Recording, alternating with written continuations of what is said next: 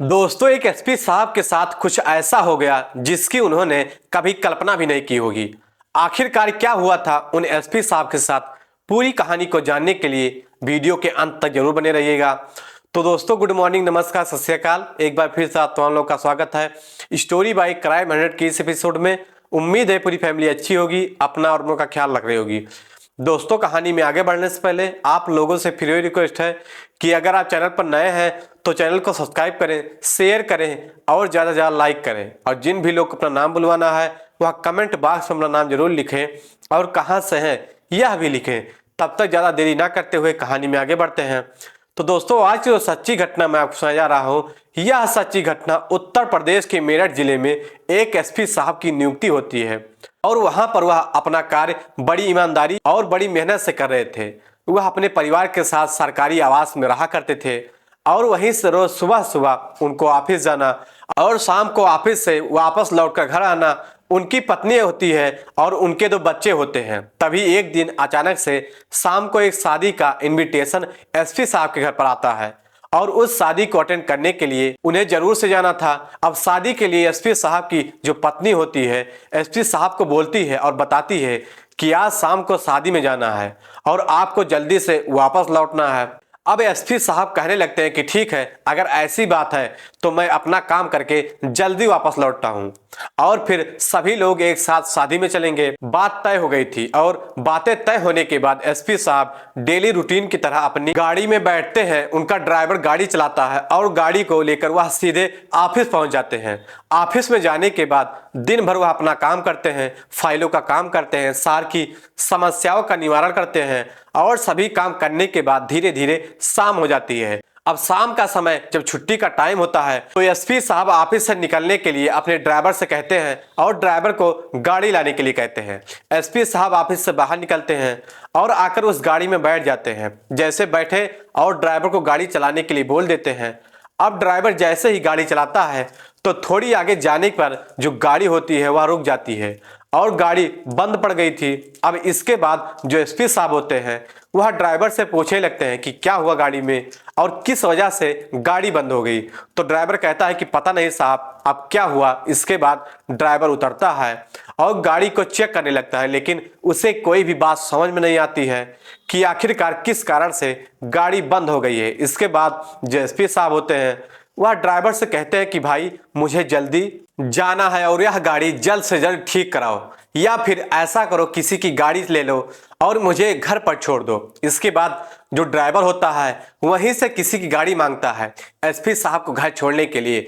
Office के अंदर ही काम करने वाला एक व्यक्ति होता है जिसके पास गाड़ी थी और उससे जाकर ड्राइवर बात करता है और कहता है कि एसपी साहब की गाड़ी खराब हो गई है और उन्हें जल्दी कहीं जाना है, तो क्या आपकी गाड़ी मिल सकती है? केवल उन्हें छोड़ के आना है और छोड़ के आने के बाद आपकी गाड़ी को मैं यहीं पर लाकर दे दूंगा। इसके बाद जो व्यक्ति होता है वह भी इस बात के लिए राजी भर लेता है और अपनी गाड़ी की चाबी ड्राइवर को दे देता है। इसके बाद ड्राइवर एसपी साहब की गाड़ी को वहीं पर छोड़कर उस व्यक्ति की गाड़ी को लेकर एसपी साहब को बिठाते हैं और बिठाने के बाद चल देते हैं। एसपी ऑफिस से एसपी साहब का जो आवास होता है वह लगभग 3 से 4 किलोमीटर दूर पर था और जैसे आधा सा रास्ता तय होता है तभी अचानक से एक पुलिस नाका पड़ता है, जिस पुलिस नाके से रोज एसपी साहब गुजरा करते हैं और उन्हें कोई भी परेशानी नहीं हुआ करती थी, क्योंकि जो उनकी पर्सनल गाड़ी थी जिससे वह आया जाया करते थे उससे देखकर पुलिस वाले कुछ भी नहीं कहते थे। लेकिन आज वह दूसरी गाड़ी में थे और जैसे ही एसपी साहब उस नाके को क्रॉस करने वाले थे तो वहां के पुलिस वाले एकदम से आकर एसपी साहब की गाड़ी को रोक लेते हैं और रोकने के बाद ड्राइवर से कागज मांगने लगते हैं। अब एसपी साहब जब देखते हैं कि गाड़ी को पुलिस वालों ने रोक लिया है तो उसके बाद एसपी साहब ड्राइवर से कह देते हैं कि चलो देखते हैं क्या करते हैं, गाड़ी को तुम रोक लो, लेकिन इन्हें यह मत बताना कि मैं एसपी साहब हूं यहाँ का। इसके बाद पुलिस वाले ड्राइवर से गाड़ी के कागज मांगते हैं और जब ड्राइवर से गाड़ी के कागज मांगते हैं तो वह कह देता है कि साहब कागज पूरे हैं, कोई भी दिक्कत नहीं है, लेकिन कागज फिलहाल घर पर हैं, यहाँ पर गाड़ी में मेरे पास नहीं है। दरअसल यह बात भी एसपी साहब ने कही थी और बताया था कि तुम कागज मत दिखाना और फिर देखते हैं कि यह किस तरह का फाइन बनाते हैं, चालान करते हैं या फिर क्या करते हैं। उसके बाद जो पुलिस वाले होते हैं वह उसको धमकाने लगते हैं और कहते हैं कि ऐसा नहीं चलेगा, अगर ऐसी बात है तो आपकी गाड़ी हमें बंद करनी पड़ेगी। अब इस बात को सुनकर ड्राइवर कहने लगता है कि अरे साहब, ऐसे बंद कैसे कर दोगे, हम कोई चोर थोड़ी ना है, दरअसल हमें जल्दी से एक शादी में जाना है, तो इसी वजह से थोड़ी जल्दी है और इसी वजह से हम आपसे कह रहे हैं आप ऐसा करो, आप मेरा नंबर ले लो और मैं कल आकर आपको सारे पेपर दिखा दूंगा और कोई भी कैसी भी दिक्कत नहीं होगी। लेकिन जो पुलिस वाले होते हैं वह इस बात को मानने के लिए तैयार नहीं होते हैं। तभी जो एसपी साहब होते हैं वह पीछे बैठकर पूरा मामला देख रहे थे। वह अपनी गाड़ी की खिड़की खोलते हैं और खिड़की खोलने के बाद गाड़ी से उतरते हैं। अब एसपी साहब जैसे ही उतरते हैं तो उन्होंने अच्छी खासी सादा कपड़े पहने रखे थे। जो पुलिस वाले गाड़ी को रोके हुए थे वह उनसे तू तड़ाक कह करके बातें करने लगते हैं, क्योंकि उन्होंने अपनी पर्सनल वर्दी तो नहीं पहन रखी थी। जो एसपी साहब की वर्दी होती है उन्होंने उसको उतार के पहले ही रख दिया था और ना ही उनके पास उनकी गाड़ी थी जिससे वह लोग पहचान सके कि यहाँ के एसपी साहब हैं और इनसे उलझना अच्छी बात नहीं है। तो वह उनसे तू तड़ाक कह करके उनसे बातचीत करने लगते हैं और बातों ही बातों में उनसे कह देते हैं कि आप ऐसे तो नहीं जा सकते, अगर आपको ज्यादा ही जल्दी है तो आपको कुछ फाइन देना पड़ेगा। इसके बाद जो एसपी साहब होते हैं पूछने लगते हैं कि कितना फाइन बनेगा, तो वह पुलिस वाले बताते हैं कि लगभग 5,000 बनेगा और इतना फाइन आपको देना ही पड़ेगा। एसपी साहब कहने लगते हैं कि भाई यह हमारी पर्सनल गाड़ी है और इसमें कैसी भी कोई भी किसी प्रकार की दिक्कत नहीं है, सारे कागज कंप्लीट है, लेकिन सारे कागज हमारे पास नहीं है, फिलहाल वह घर पर है, तो कल हम आकर के आपको दिखा देंगे। ड्राइवर जो कह रहा है सही तो कह रहा है, इसमें कौन सी परेशानी है। लेकिन पुलिस वाले एसपी साहब की भी बात मानने से मना कर देते हैं। तभी जो एसपी साहब होते हैं वह पुलिस वालों को देखकर मुस्कुराने लगते हैं और मुस्कुराते हुए पूछ लेते हैं कि यह बताओ क्या तुम नए नए यहाँ पर पोस्ट हुए हो। अब इस बात को सुनकर पुलिस वाला थोड़ा सा गुस्से में हो जाता है और कहता है कि आप कहना क्या चाहते हो, मैं यहाँ पर 3 से 4 साल से यहाँ पर काम कर रहा हूँ और आपने मुझे यह क्यों पूछा। इसके बाद एसपी साहब कहने लगते हैं कि भाई मैं इसलिए पूछ रहा हूँ कि अगर तुम 3 या 4 साल से यहाँ पर काम कर रहे हो तो क्या तुम मुझे नहीं जानते हो। इस बात को सुनकर जो पुलिस वाला है वह थोड़ा सा हैरान हो जाता है और सोचने लगता है कि कहीं वह कोई बड़ा अधिकारी तो नहीं है जिसको मैं नहीं जानता हूँ। इसके बाद पुलिस वाला कहता है कि नहीं, ऐसी कोई बात नहीं है, बताइए आप कौन है, मैं तो आपको नहीं जानता हूँ। उसके बाद जो एसपी साहब होते हैं वह मुस्कुराते हुए उससे कहने लगते हैं कि मैं यहाँ का एसपी हूँ और मैं अक्सर इसी रूट से जाया करता हूँ, लेकिन जब मैं रोज अपनी गाड़ी से जाता हूँ तो उस टाइम पर तो आपने मुझे रोका ही नहीं और आज मुझे जल्दी है और जल्दी में मुझे कहीं जाना है, इसी वजह से मैं किसी दूसरे की गाड़ी अपने साथ ले आया हूँ। दरअसल मेरी गाड़ी खराब हो गई है तो आज आपने मुझे रोक लिया और मेरे साथ इस तरह का व्यवहार कर रहे हो। अब इस बात को सुनकर जो पुलिस वाले होते हैं वह एकदम से डर जाते हैं। वह सोचने लगते हैं कि एसपी साहब हैं तो यह तो हमारा बहुत कुछ कर सकते हैं और इनसे ही हमने पैसे मांग लिए। दरअसल पुलिस वालों ने उनसे कुछ पैसे मांगे थे बिना चालान करने के उनको निकालने के लिए। एसपी साहब उनको समझाने लगते हैं और कहते हैं कि यह बताओ भाई, जब तुम हम लोगों के साथ ऐसा व्यवहार कर सकते हो तो आम आदमी के साथ तो बहुत बुरा व्यवहार करते होंगे। इसके बाद जो पुलिस वाले होते हैं वह एसपी साहब से हाथ पैर जोड़ने लगते हैं और हाथ पैर जोड़कर कहने लगते हैं कि सर ऐसी बात नहीं है, दरअसल जो भी हम यहाँ से पैसा वसूल करते हैं उन पैसों को ऊपर तक पहुंचाना पड़ता है, इसमें सभी को देना पड़ता है। तो एसपी साहब इन सभी बातों को सुनते हैं और सुनने के बाद कहते हैं कि ठीक है, ऐसी बात है तो मैं इन सभी चीजों पर बाद में गौर करूंगा, अभी मुझे कहीं जरूरी जाना है, आप लोग आगे से हटिए और मुझे जाने दीजिए। इसके बाद एसपी साहब गाड़ी में बैठ जाते हैं और वहां से सीधा अपने आवास पर पहुंच जाते हैं। आवास पर पहुंचने के बाद ड्राइवर गाड़ी को वापस ले आता है और वापस लाने के बाद उस व्यक्ति को दे देता है। ड्राइवर अपनी गाड़ी को मैकेनिक के पास ले जाता है और वहां पर उसे ठीक करके वापस से एसपी साहब के पास पहुंचता है और एसपी साहब को फंक्शन के लिए ले जाने लगता है। एसपी साहब का पूरा परिवार उस फंक्शन के लिए तैयार हो गया था और वह सभी लोग उस गाड़ी में बैठकर उस फंक्शन को अटेंड करने के लिए चले जाते हैं। वहां पर जाने का अच्छी तरह से फंक्शन का एंजॉय करते हैं और उसके बाद एसपी साहब अपने परिवार सहित वापस अपने घर पर चले आते हैं। अब रात के समय जब एसपी साहब बिस्तर पर आराम कर रहे थे तो बहुत कुछ उस पुलिस वाले के बारे में सोच रहे थे जिन्होंने आज उनकी गाड़ी को रोका था और उनसे 5,000 की डिमांड की थी। वह सोच रहे हैं कि अगर इस तरह से वसूली करते हैं तो एसपी साहब के अंदर काफी सारा पैसा आना चाहिए, लेकिन इतना पैसा नहीं आता है। आखिर वह पैसा जाता कहाँ है और कौन कौन इस चीज में शामिल है, इसी चीज को सोचते हुए रात भर में उन्होंने फैसला कर लिया था कि सुबह उठते ही सबसे पहले उन्हें वहां के कलेक्टर साहब से बातचीत करनी थी और कलेक्टर साहब को वह सारी बातें बतानी थी। दूसरे दिन सुबह होती है तो सुबह सुबह एसपी साहब उठकर सबसे पहले मॉर्निंग वॉक करते हैं और उसके बाद सीधा अपना फोन निकालकर कलेक्टर साहब को मीटिंग के लिए बुला लेते हैं। अब एसपी साहब के कहे अनुसार जो कलेक्टर साहब होते हैं वहां से सीधा एसपी साहब के आवास पर ही आ जाते हैं उन्हें मीटिंग करने के लिए और वहां पर आकर उनसे बातें करने लगते हैं। तो बातों ही बातों में जो एसपी साहब होते हैं उनको बता देते हैं जो उनके साथ कल हुआ था और उन्हें बताते हैं कि एक पुलिस वाला कह रहा था कि इसमें सभी का हिस्सा होता है, मैं तो अकेला इस चीज में शामिल नहीं हूं।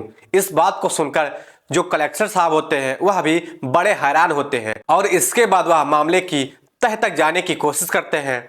कलेक्टर साहब एसपी साहब को आश्वासन दिलाते हैं और कहते हैं कि आप चिंता मत करो, इस चीज में जो भी शामिल होगा उन सभी के खिलाफ सख्त से सख्त कार्रवाई की जाएगी, लेकिन उनके लिए हमें सबूत चाहिए होगा और इसके लिए पहले मुझे सबूत बनाना पड़ेगा। इसी चीज को सोचकर कलेक्टर साहब वहां से चले जाते हैं और मन ही मन सोचने लगते हैं कि ऐसा क्या किया जाए जो उन लोगों को रंगे हाथों पकड़ा जाए। इसके बाद जो कलेक्टर साहब होते हैं वह मन के अंदर कुछ बातें सोच लेते हैं और उस बात पर काम करने का फैसला करते हैं।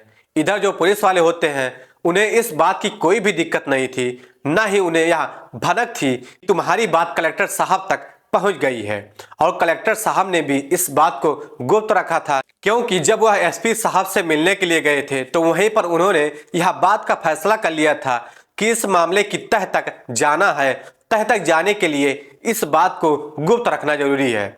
अब पुलिस वाले इस तरह से गाड़ियों से पैसा मांगा करते हैं और चालान का डर दिखाकर उनसे कुछ पैसा लिया करते हैं। लगभग 3 से 4 दिन बाद अचानक से पुलिस वाले एक और गाड़ी को रोकते हैं जिस गाड़ी की हालत काफी ज्यादा खराब थी, यानी कि आप कह सकते हो कि वह गाड़ी रोड पर चलने के लायक ही नहीं थी। इसके बाद जैसे ही उस गाड़ी को वह रोकते हैं तो उसके अंदर एक व्यक्ति साधारण से कपड़ों में बैठा हुआ था। उसकी लंबी लंबी दाढ़ी मूछें थीं और माथे पर उसने कपड़ा बांध रखा था। उसके बाद पुलिस वाले उस गाड़ी को रोकते हैं और रोकने के बाद उससे कहने लगते हैं कि हाँ भाई, यह गाड़ी तो रोड पर चलेगी नहीं और इसको बंद करना होगा। इसके बाद उस गाड़ी के अंदर जो व्यक्ति बैठा होता है वह गाड़ी से बाहर आता है और उनसे हाथ जोड़कर रिक्वेस्ट करने लगता है।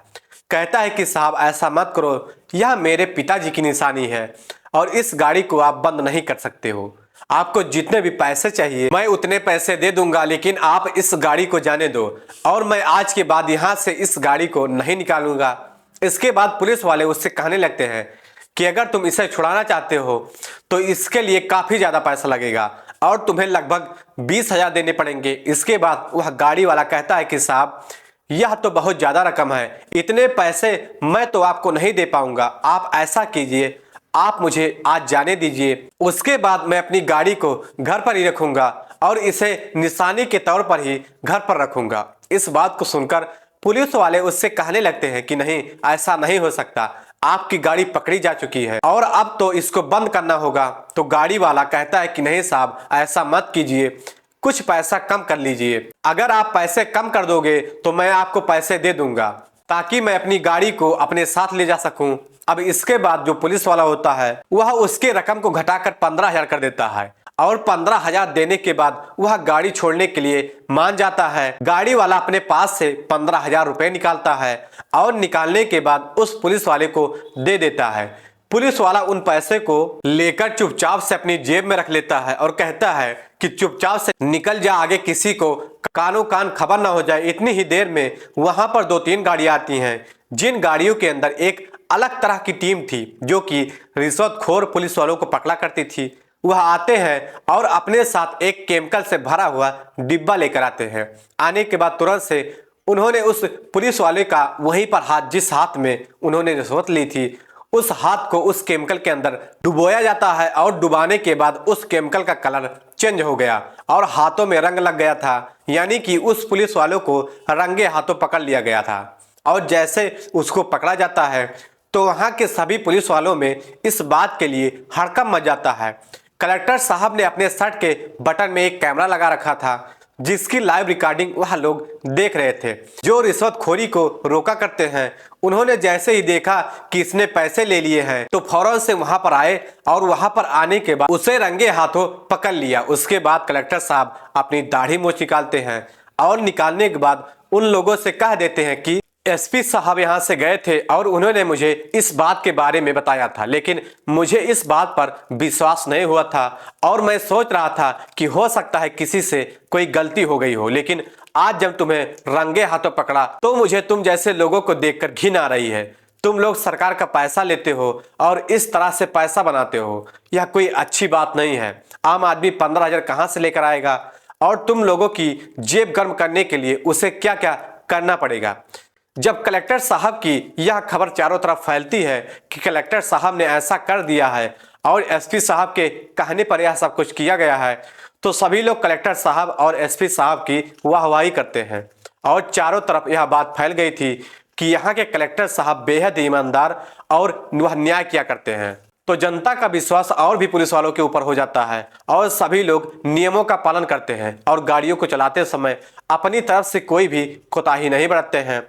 तो दोस्तों यह थी एक छोटी सी कहानी जहां पर एसपी साहब ने कलेक्टर साहब को कुछ ऐसा बताया, उसके बाद एक रिश्वतखोर पुलिस वाला पकड़ा गया। आप क्या कहना चाहते हो कलेक्टर साहब के बारे में? आप क्या कहना चाहते हो एसपी साहब के बारे में? और आप क्या कहना चाहते हो उस पुलिस वाले रिश्वतखोर के बारे में? तो दोस्तों इस पूरी घटना को सुनाने का उद्देश्य किसी को परेशान करना नहीं था, किसी का दिल दुखाना नहीं था, बल्कि आप लोगों को जागरूक करना था, आप लोगों को सचेत करना था। तो दोस्तों कहानी कैसी लगी कमेंट बॉक्स में जरूर बताएं। अगर चैनल पर नए हैं तो चैनल को सब्सक्राइब करें, शेयर करें और ज़्यादा लाइक करें ताकि हमें भी मोटिवेशन मिलता रहे। तब तक के लिए जय हिंद, जय भारत।